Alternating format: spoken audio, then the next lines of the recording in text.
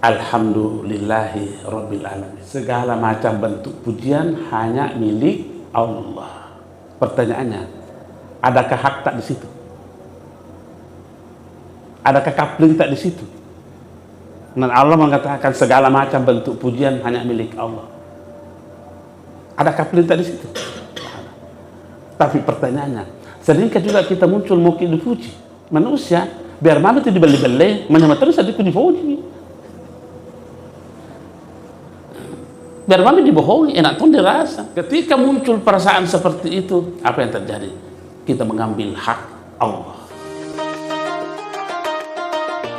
Assalamualaikum warahmatullahi wabarakatuh. Alhamdulillahirabbil alamin. Wassalatu wassalamu ala rasulillahil karim Sayyidina Muhammadin wa ala alihi wa ashabihi ajma'in. Allahumma la ilma lana illa ma 'allamtana innaka antal alimul hakim. Fa'alimna ma yanfa'una wa anfa'na bima 'allamtana. Allahumma ij'alna mimman yastami'una al-qawla fayattabi'una ahsana. Wa la taj'alna mimman 'arada an dzikrik fa inna lahu ma'ishatan danka. Wa adkhilna fi ibadikas shalihin bi rahmatika ya arhamar rahimin. Jamaah maghrib yang dirahmati Allah Subhanahu wa ta'ala, mari kita tak henti-hentinya memuji dan bersyukur kepada Allah Subhanahu wa ta'ala atas segala limpahan rahmatnya kepada kita. Beriring dengan selawat kita yang tak putus-putusnya kepada Rasulullah Sallallahu Alaihi Wasallam. Insyaallah pada malam hari ini kita akan melanjutkan pengajian kita dalam tafsir Al-Quran,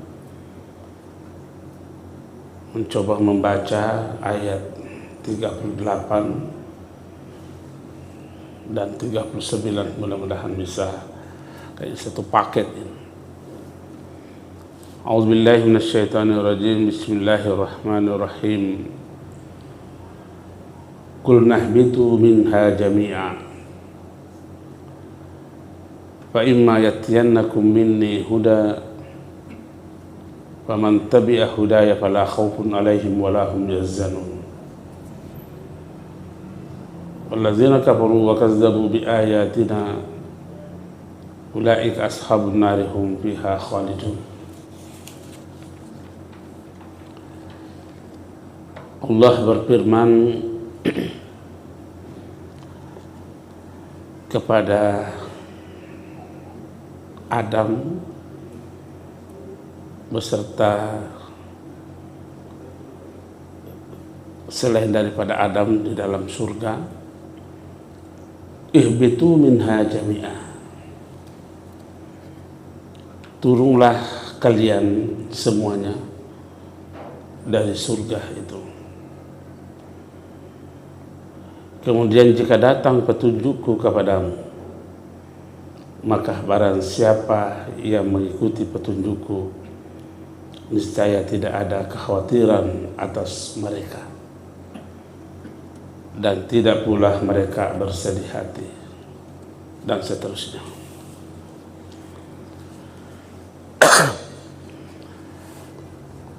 Ayat ini ya, bertutur tentang perintah Allah kepada Adam dan kepada semua yang mendiami surga pada saat itu. Disuruh keluar dari surga dan berpindah menempati bumi ini. Kita bisa membayangkan bagaimana kondisi keadaan ketika berada dalam surga dan ketika berada di alam dunia seperti ini. Bisa terbayangkan bahwa dunia ini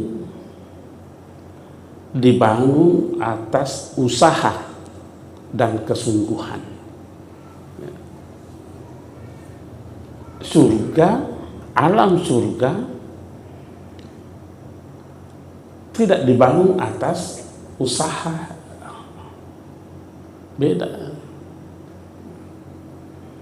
Nah, kita berada di alam ini berbeda dengan alam sebelumnya. Kalau begitu, sepertinya kita ini menghadapi ancaman-ancaman kehidupan yang tidak gampang. Kira-kira apa yang bisa menyelamatkan kita dari ancaman-ancaman kehidupan itu? Ya. Karena ini kita sudah berada dalam dinamika kehidupan yang hebat sekali ini. Saya pernah sampaikan barangkali ada seorang ulama namanya Fudail bin Iyad. Saking menghayatinya kesusahan kehidupan di dunia ini dengan ancaman-ancamannya, 30 tahun tidak pernah tersenyum.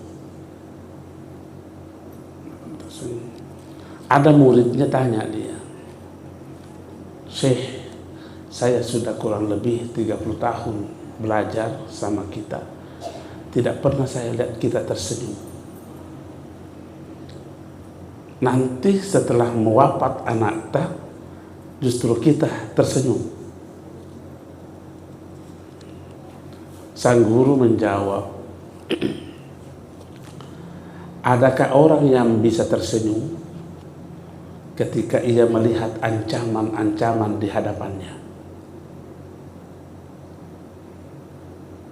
Maksudnya sih, apa yang Anda andalkan untuk menghadapi bebas dari kebinasaan dalam kehidupan ini? Amal kamu tidak bisa diandalkan itu. Kenapa? Karena amal kamu bisa saja terkontaminasi dengan persoalan-persoalan keduniaan, persoalan-persoalan hal-hal yang bisa merusak amal itu sendiri. Dan memang di dalam Al-Quran itu dikatakan falyadhaku qalila wal yabku katsira. Perbanyak tangismu,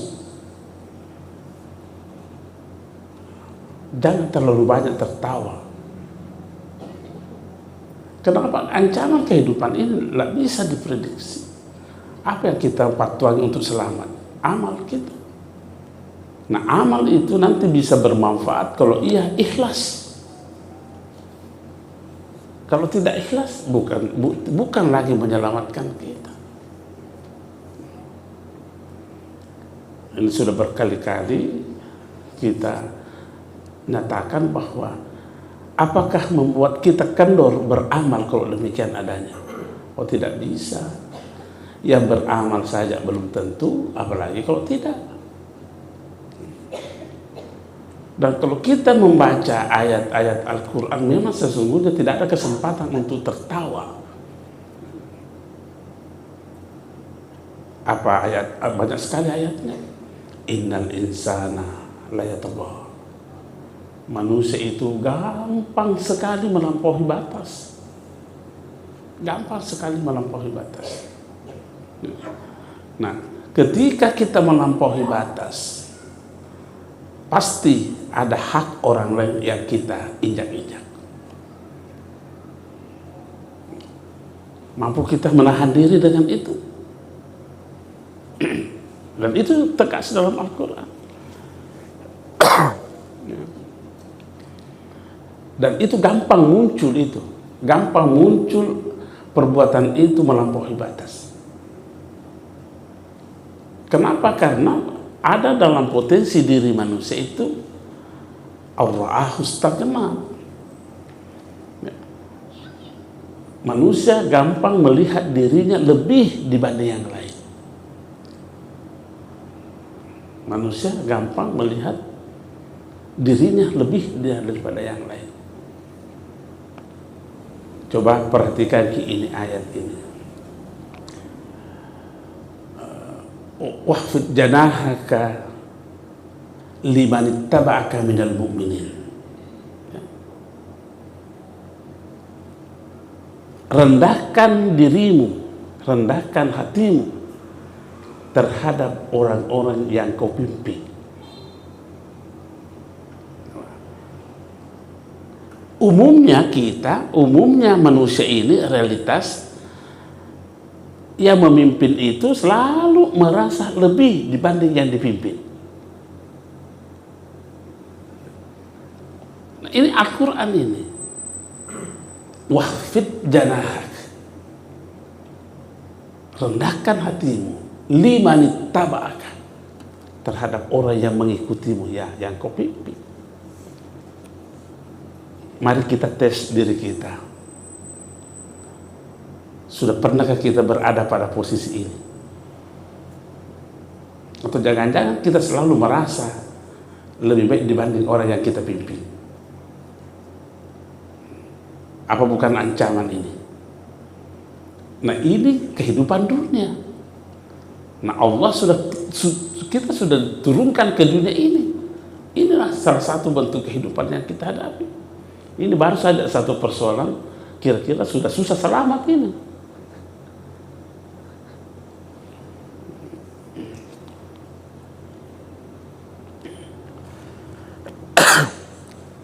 Nah, makanya itu dalam Al-Quran dikatakan,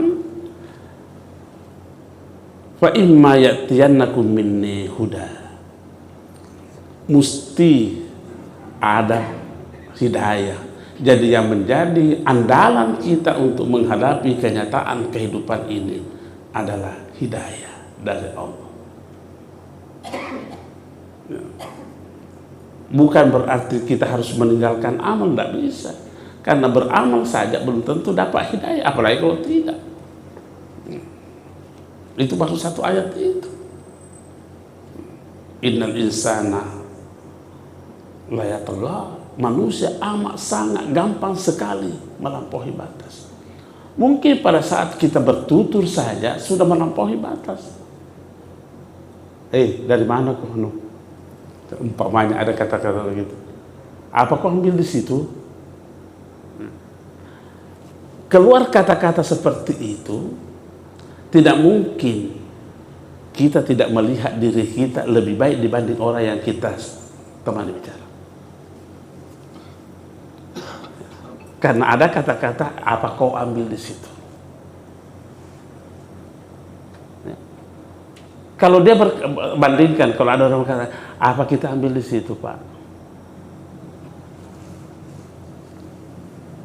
Kira-kira bagaimana? Apa kita ambil di situ, Pak? Dengan apa kau ambil di situ? Yang mana bahasa di sini yang melihat dirinya lebih dibanding yang lain? Dan yang mana banyak kita lakukan? Inilah kehidupan dunia. Kita berada dalam kehidupan seperti ini. Apa yang mampu menyelamatkan kita dari bentuk kehidupan itu? Kecuali hidayah dari Allah Subhanahu wa ta'ala. Belum lagi kita baca ayat, innal insana la zalumun kafar. Manusia itu amat sangat gampang sekali menganiaya. Ayat itu. Dan itu adalah bentuk kehidupan manusia di dunia ini, bukan di surga, di dunia ini. kafarun, banyak ingkarnya.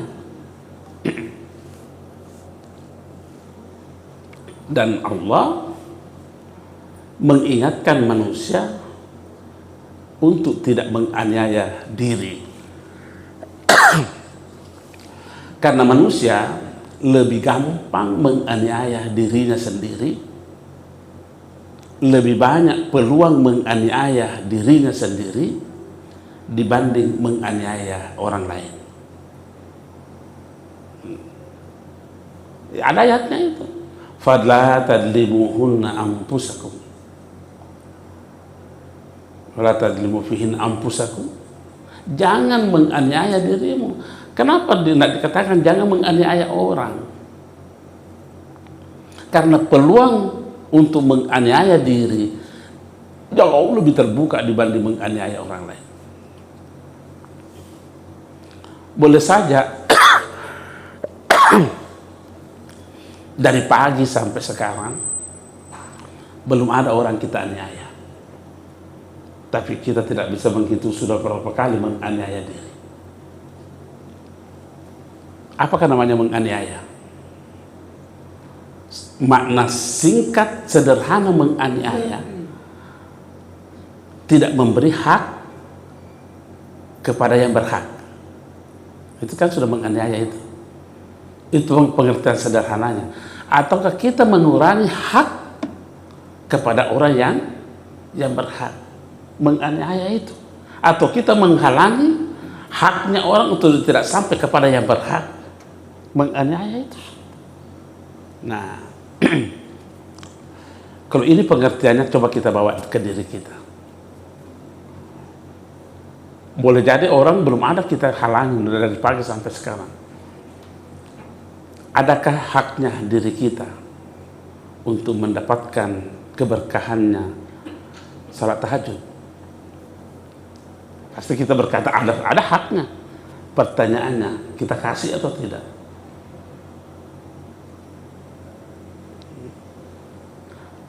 Belum tinggalkan rumah sudah menganiaya diri.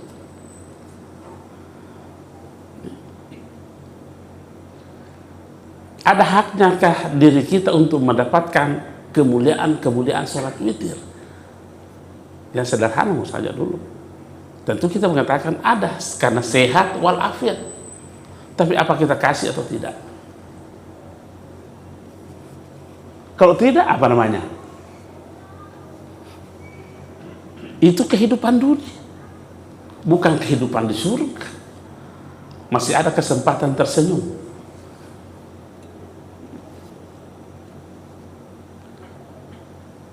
Saya mau tanya ke semua, nggak usah dijawab, simpan saja jawabannya dalam gitu. Kita kehilangan emas 0,5 gram, gelisah tidak itu? Gelisah ya? Dibanding dengan kita kehilangan waktu tidak sholat witir.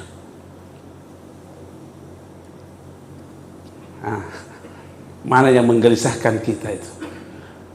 Kehilangan waktu tidak sholat rawatib, tidak sholat tahiyatul masjid, tidak, dibanding dengan kehilangan 0,5 gram emas. Masih bisakah kita tersenyum dengan menghadapi kenyataan?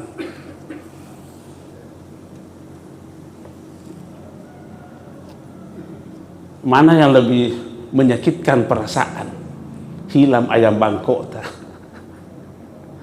dengan kehilangan waktu tidak sholat wudhu sesudah wudhu.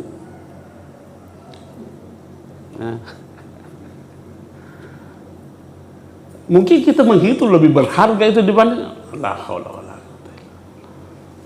Masih selamatkah kita ini? Makanya Allah mengatakan akan tetap ada hidayahku, tapi siapa yang mampu mengambil hidayahku, itu orang yang selamat.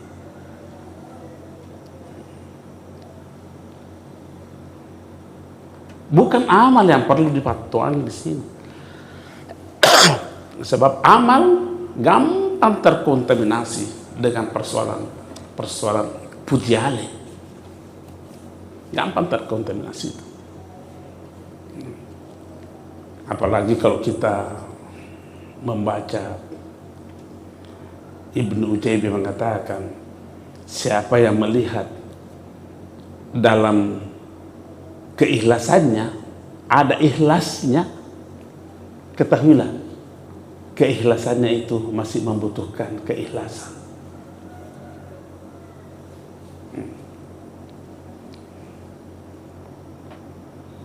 Ini bukan mengancam, ini bukan mengancam. Tapi bagus tahu kalau kita merasa terancam supaya kita menghindar. Ya. Meninggalkan suatu amalan karena dorongan manusia itu sebuah perbuatan pujiale. Mengamalkan suatu amalan karena dorongan manusia itu perbuatan syirik. Di mana kita mau selamat ini kalau begini?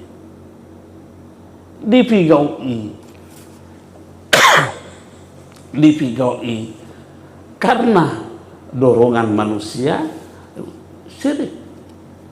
Dekna dipigau karena dorongan manusia pujiale. Jangan dulu saya pergi ke masjid sembahyang, nanti kira orang sudah itu puji alim, itu puji alim.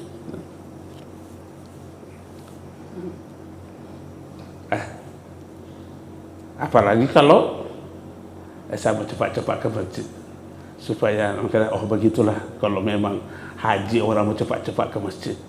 Bukan, syirik itu. Jadi kalau begitu melepaskan diri kita dari ikatan seperti itu. Nah, kita mau apa ini? Nah, jadi Allah mengatakan, fa imma ya'tiyannakum minni hudan faman tabi'a hudaya fala khaufun alaihim. Siapa yang mengambil hidayah dari saya, kata Allah, fala khaufun alaihim wa lahum yahzanun. Tidak akan ada rasa khawatir dan tidak ada rasa bersedih hati. Nah, ini yang menjadi persoalan, ini yang menjadi pekerjaan kita ini, mendapatkan hidayah dari Allah Subhanahu wa ta'ala. Apakah itu hidayah? Hidayah itu ada dua macam. Ada namanya hidayatul dilala, ada juga namanya hidayatul taufik.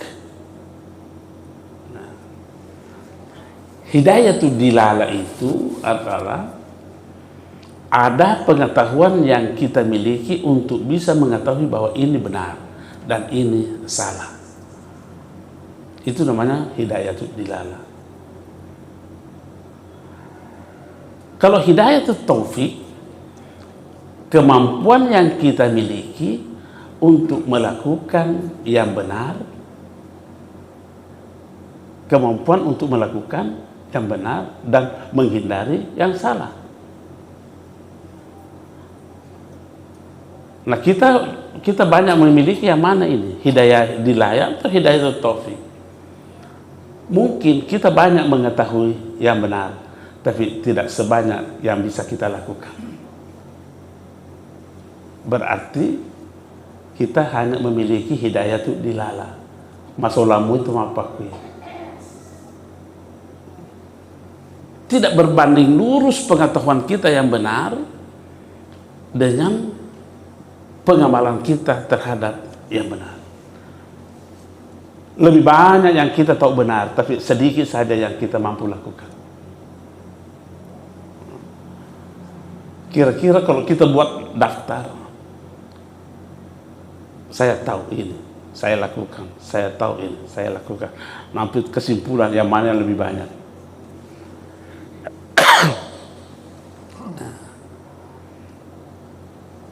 Itu namanya hidayatul taufik. Dan ketika kita tidak mampu melakukan yang benar, maka itu adalah sebuah kekalahan besar. Sebuah kesalahan besar. Yang baik. Perlu dipertegas sedikit, apakah yang dimaksud dengan perbuatan baik? Itu harus ditahu itu. Perbuatan baik itu atau kebaikan itu adalah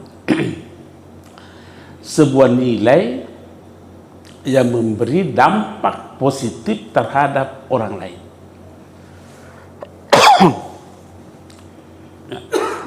Sebesar-besarnya amalan kebaikan yang kita lakukan, tapi kalau tidak ada dampaknya kepada orang lain, tidak bisa dikatakan kebaikan.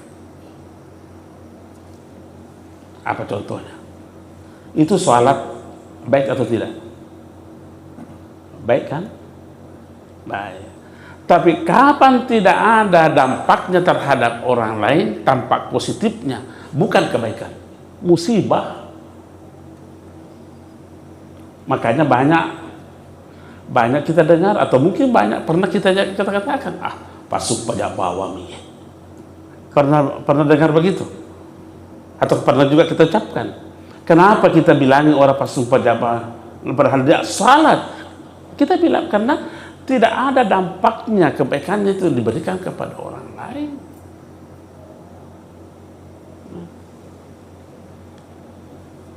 Guru itu bagus atau tidak itu? Bagus kan? Bagus. Tapi kalau tidak ada pengaruh positifnya terhadap orang lain, enak kadang kita guru bawang nih. Karena tidak ada dampaknya. Itu haji baik atau tidak itu? Baik. Tapi tidak memberi dampak positif terhadap orang lain, apa Nabi bilang? Haji bawang.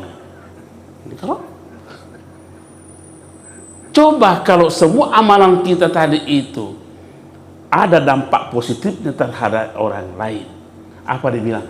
Tanran atau yang lupa sempajang. Tanran atau yang haji, tanran atau guru. Kenapa? Karena ada nikmat itu.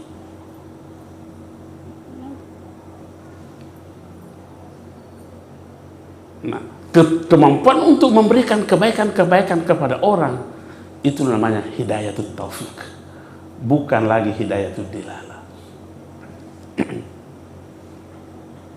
Saya biasa berkata begini, kalau kita saja yang mau menikmati pahalanya sumpajata diguna-gunakan.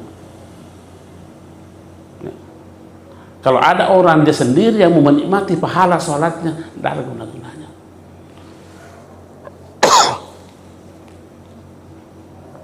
Sehingga itu karena bilang ke orang, karena kita sendiri yang mau menikmati. Kasih orang. Kasih orang. Apa yang mau dikasih? Nilainya sembahyang kita kasih orang.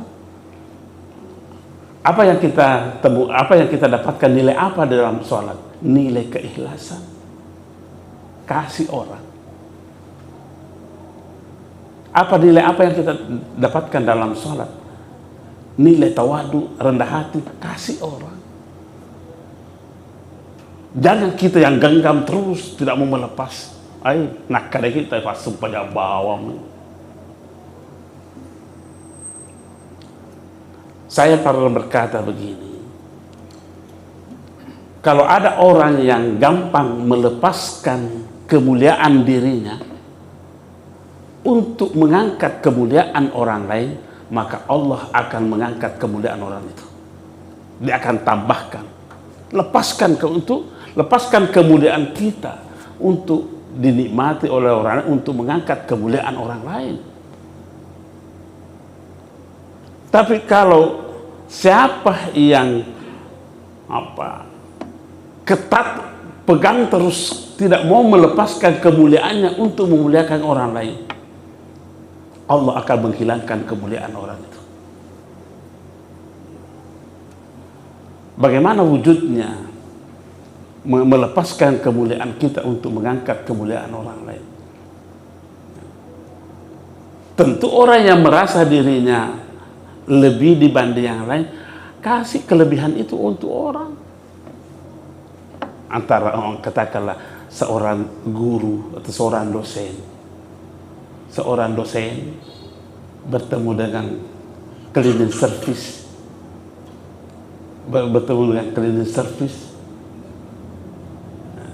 lepaskan kemuliaan dosenmu itu untuk mengangkat cleaning service itu, Allah akan tambah kemuliaan itu. Tapi kalau kau genggam terus itu kemuliaanmu, saya dosen, dia cleaning service, habis itu kemuliaan kita, habis kemuliaan kita. Dan itulah orang kalah dalam kehidupan ini. Dan ini kehidupan dunia. Dan kita sudah disuruh Allah, nenek kita sudah disuruh oleh Allah, turun kamu ke muka bumi ini. Qulna ihbitu minha, keluar kamu dari surga. Kita akan menghadapi kondisi kehidupan seperti ini. Yang bisa menyelamatkan kita dari situ adalah hidayah. Hidayah dari Allah. Hidayah itu taufik, bukan hidayah itu dilarang. Hidayah itu taufik, kekuatan atau kemampuan kita melakukan yang baik, kemampuan untuk meninggalkan yang tidak baik. Itu hidayah itu taufik itu.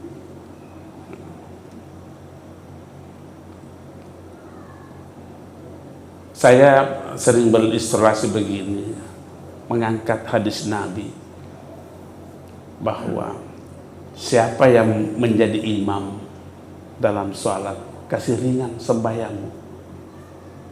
Coba.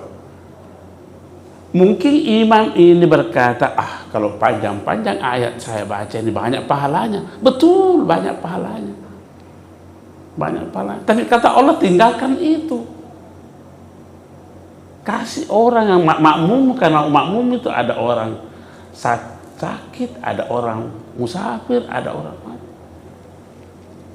Kasih orang, ringankan salat.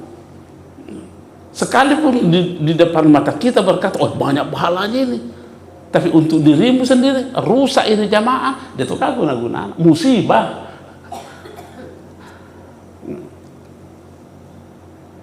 Inilah tadi yang dilihat oleh Fudail bin Iyad, sampai ia tidak pernah tersenyum selama 30 tahun. Menurut muridnya itu, ancaman kehidupan seperti ini, masih ada kesempatan ini kita tersenyum. Dan itu memang perintah Allah. Falyadhaku qalila, walyabku katsira. Perbanyak menangismu. Banyak menangismu. Bahkan Nabi mengatakan, "Lau ta'lamuna ma 'alimtum labakaitum katsira," atau kama qala. Seandainya kau tahu apa yang aku tahu, kata Rasulullah, maka kamu tidak akan pernah berhenti menangis. Ancaman-ancaman ini, tapi ya karena kita tidak memiliki kemampuan untuk melihat itu, santai saja. Apapun yang mau terjadi, ada urusan dengan Belanda. Mau maceko-ceko, kubaluk-baluk dan mereka urusan.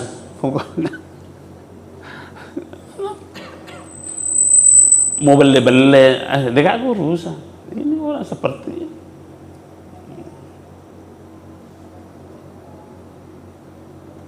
Nah, kenapa murid tadi melanjutkan pertanyaan, kenapa pada waktu meninggal anak kita tersenyum? Apa dia bilang jawabannya sang guru? Adakah orang yang mampu menahan kebahagiaannya?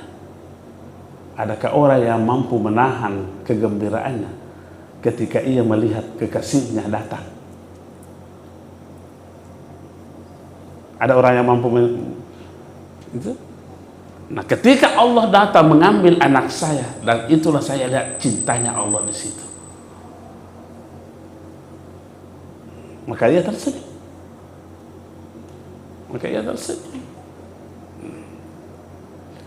Nah, manusia-manusia inilah orang-orang yang mendapatkan, dan ini yang aman dalam kehidupan dunia ini. Kita tidak ada jaminan seperti itu. Justru kita tak balik. Nah, fala khaufun alaihim walahum yahzanun. Orang yang memiliki seperti itu tidak ada rasa takut. Kenapa? Karena tidak tersandra. Dia tidak tersandra dirinya dalam kehidupan ini. Bebas. Yang sering tersandra itu adalah orang yang selalu mengambil hak orang, hak Allah. Coba perhatikan di ayat ini, berkata, Alhamdulillahi Rabbil Alamin. Ya. Apa artinya Alhamdulillah? Segala macam bentuk pujian hanya milik Allah. Pertanyaannya, adakah hak tak di situ? Adakah kapling tak di situ? Dan Allah mengatakan segala macam bentuk pujian hanya milik Allah. Ada kapling tak di situ? Tapi pertanyaannya, seringkah juga kita muncul mau dipuji? Manusia biar mama itu dibeli-beli, mana terus adikku dipuji. Biar mama dibohongi, enak tuh dirasa. Nah, ketika muncul perasaan seperti itu, apa yang terjadi? Kita mengambil hak Allah. Tadi kan kita mengatakan segala macam bentuk pujian milik Allah. Itu tuh dipuji. Ini namanya pencuri hak Allah ya.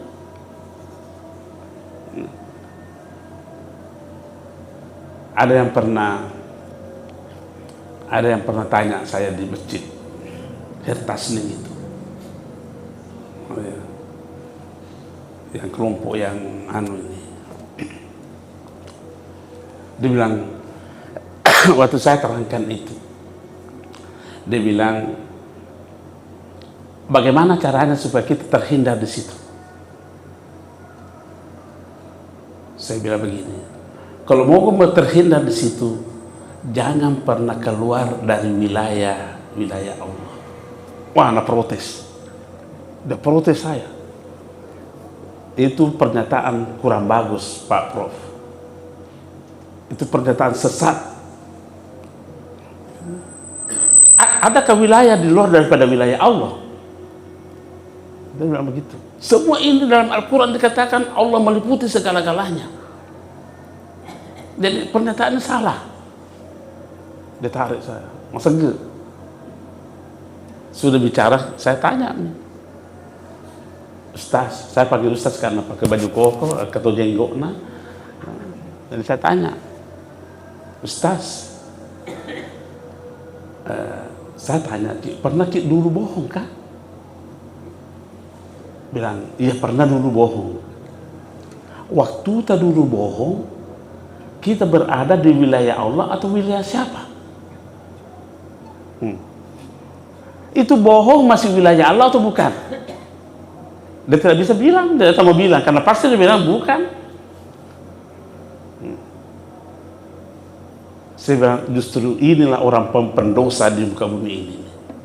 Kenapa kau keluarkan Allah di wilayahnya, kemudian menghadirkan sosok setan baru kau ikuti itu?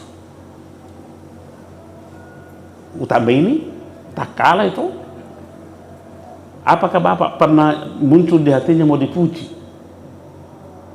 Ketika muncul di hatimu untuk mau dipuji, apakah itu masih di wilayah Allah atau bukan? Pasti tidak mau bilang. Bagaimana mau selamat kita kalau begitu? Orang yang begini tidak ada rasa khawatirnya, karena ia tidak disandra, tidak dijajah oleh dirinya sendiri. Kayak yang banyak sandra kita adalah kita sendiri yang sandra dari kita. Karena selalu ada merasa memiliki dan merasa dimiliki. Itu sandra itu. Merasa memiliki, kemudian dimiliki. Orang merdeka itu adalah tidak memiliki sesuatu dan tidak ada sesuatu yang memilikinya. Itu orang merdeka itu. Orang yang mampu berada pada posisi seperti ini, itulah hidayah yang sangat-sangat mahal. Karena sering sandra kita kepemilikan kita, toh. Apa yang sering sandra kita? Apa yang jaga kita? Kepemilikan kita. Pernah kita tidak mau memberikan? Kenapa? Karena kita merasa, anuku.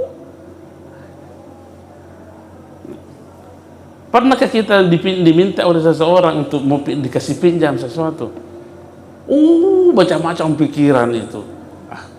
Anuku, kalau masalah, si kongkos, dijajah.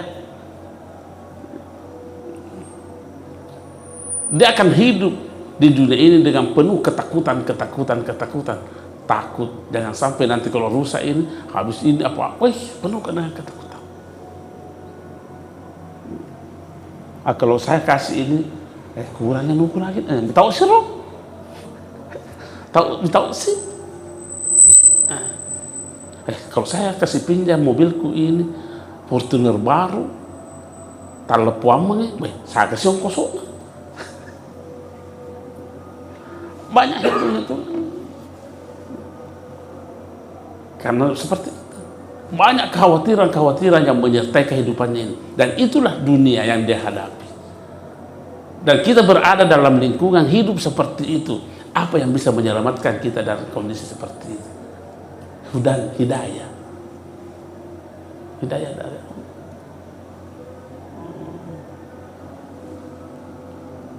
Bagaimana mau mendapat hidayah dari Allah? Nah, lebih susah kalau tanding emasnya 1 gram dibanding silang salat witirnya. Bagaimana mau mendapat hidayah seperti itu? Satu mata saja melihat amalan-amalan sunnah. Bagaimana mau mendapat hidayah? Kok tidak mungkin. Tidak mungkin. Yang dia fatwa hanya fardu-fardu saja. Amalan-amalan sunnah ji. Nah, ini yang menjadi masalah begini. Assalamualaikum. Lupa nih. Duduklah berzikir, berdoa. Ada yang pernah tanya saya di masjid itu juga, dari kelompok itu juga. Dia bilang begini, adakah dalilnya orang berdoa bersama sesudah sholat fardu?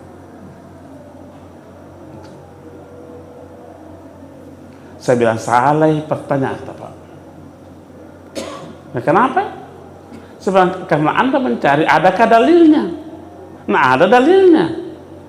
Yang mengatakan, qala rabbukum ud'uni astajib lakum. Berdoalah kepada aku. Nah, sekarang saya tanya, sesudah diperintah, adakah larangannya? Jadi salah pertanyaan, tak? Jangan cari adakah dalilnya. Seharusnya kamu bertanya kepada saya, adakah larangannya? Sebab sudah dia perintah nih. Itu perintah batal hukumnya kalau ada larangan. Contoh, Ustaz Mamar, besok ke kampus kana? Itu perintah ini. Berarti harus dia lakukan. Tiba-tiba pagi saya mengatakan, Mar, enggak usah ke kampus. Sudah batal hukumnya tadi perintah itu. Karena ada larangan. Nah, sekarang Allah berkata, ud'uni astajib lakum, berdoalah kepada aku. Ada perintah. Nah, sekarang dicari, adakah larangannya sekarang? Adakah yang melarang? Tunjuk nih. Biar 1000 tahun kau membaca Al-Quran, tidak ada kalau kau dapat itu, jangan kau berdoa.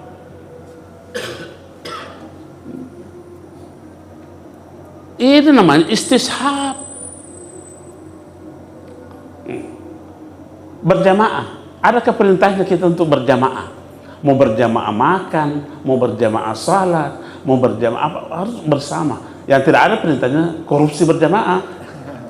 Itu yang tidak ada. Keberkahan itu ada dalam keberjamaahan. Berarti ada perintahnya kan? Ada dalilnya kan? Nah sekarang, adakah dalil yang melarangnya? Coba cari begitu. Adakah dalil melarangnya? Tidak ada. Jadi kalau begitu, kenapa kau yang larang? Kau lebih perintah daripada Rasulullah. Jadi salah pertanyaan tak, maka adakah dalilnya? Salah pertanyaan tak. Seharusnya kita bertanya, adakah larangannya? Nah, itu baru pertanyaan yang bagus. Ini kapapomi bang. Akhirnya di masjid itu, sesudah itu doa bersama. Dulunya, Assalamualaikum, mau lihat saja begini. Kenapa tidak mau zikir-zikir bersama? Baru kita kok amin, baru kita mengaminkan. Iya, kan ada begitu. Sekedar kita. Bandar kafar? Ya, saya kira ini saya dulu. Tidak sempat kita baca ayat yang sambungannya. Insya Allah nanti pada kesempatan berikutnya. Ada tadi bahasa bahwa ada orang yang dapat menahan kegembiraan ketika Allah menjemput kasihnya. Ya. Berarti kalau saya mau komen ini bahasa bahwa sesungguhnya itu kematian jauh lebih bagus daripada kehidupan. Ya. Kenapa Allah mengambil anaknya tadi ini? Karena Allah mencintainya. Ya. Jadi kalau begitu, si ulama tadi dia melihat ada cintanya Allah dalam kematian anaknya itu, maka dia tersenyum. Jangan pernah pikir mati itu tidak ada. Mati itu adalah ada. Mati itu ada. Pernah kita coba buktinya. Dalam hadis itu dikatakan, kalau kau mandikan orang mati, jangan paksa lurus lututnya kalau dia bengkok, jangan dipaksa, sakit. Coba orang mati merasa sakit. Begitu. Jadi jangan kalau mati toga udah belum begitu. Mati itu artinya ada. Mati itu artinya hidup. Kau pergi biasa mengunjungi orang kubur, besar kubur. Apa kita bilang? Assalamualaikum. Kamu beri salam kepada yang ada atau kepada yang tidak ada? Yang ada. Jadi kalau ada orang beri salam kepada yang tidak ada, orang gila namanya itu. Dia Ustaz? Ya, saya kira demikian Pak. Assalamualaikum warahmatullahi wabarakatuh.